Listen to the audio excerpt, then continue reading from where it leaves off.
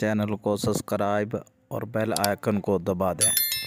बहुत बड़ी ताकत बनेंगे आप अगर आपको सहना आ गया और बर्दाश्त करना आ गया।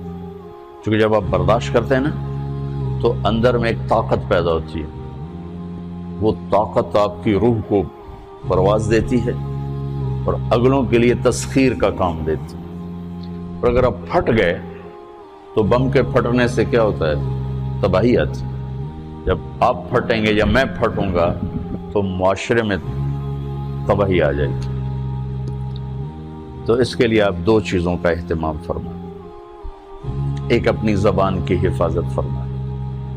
आप इस 400 के मुआशरे में कोई गीबत करने वाला ना, कोई झूठ बोलने वाला ना, कोई किसी को तंज करने वाला ना, ताना देने वाला ना।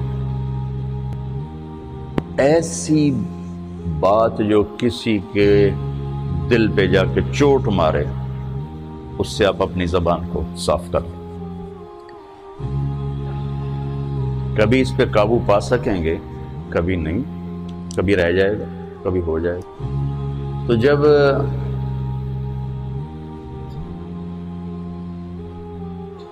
हाथ से निकल जाए बात, तो फिर अल्लाह ने हमारे लिए तौबा का दरवाज़ा रखा है। 2 नफल पढ़ो, अल्लाह से माफ़ी मांगो, जिस पर ज़्यादती हो उससे जाके माफ़ी मांगो। इससे आपके मिजाज में ठहराव आ जाएगा। तो मैं आप सब से ये गुजारिश करता हूँ कि इस माशरे में आप अपनी ज़बान पे काबू पाना सीखिए। बराए मेरा बहुत फ़ायदा होगा। एक ज़िंदगी गुजरी है, शाम करीब है, तो पूरी ज़िंदगी के तजारब निचोड़ भी उसमें शामिल हैं।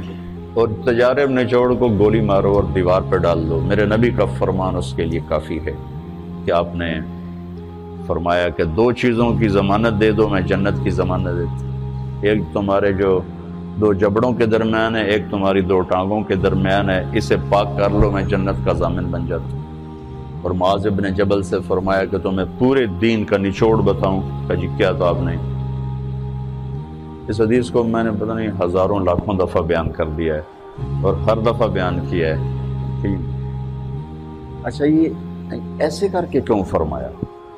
ये पहले किया, फिर कहा कुफ़ हाज़ा। और कहा किसको है?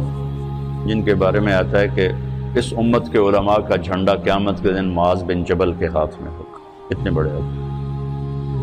तो 18 हिजरी में इंतकाल हुआ। 1434 हिजरी में मैं उर्दन गया तो उनकी कब्र से खुशबू आ रही थी।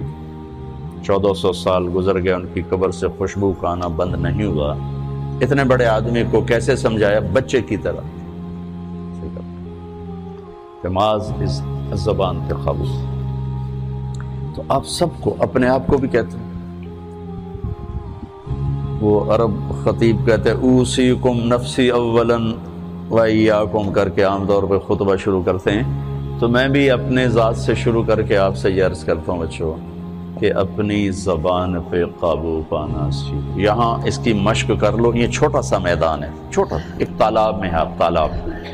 यहाँ से निकल कर आप एक समंदर में कूदेंगे जहाँ एक रिश्तों की फहरिस्त होगी, ताल्लुकात की फहरिस्त होगी, नागवारियों के खौफनाक खारदार कांटे होंगे, कहीं कहीं फूल मिलेंगे, वरना कांटों से भरा जहान है। अगर आपने यहाँ प्रैक्टिस कर ली तो फिर आप उस मैदान में जाकर इंतहाई खूबसूरत मुआशरे का फ़र्द बन जाएंगे।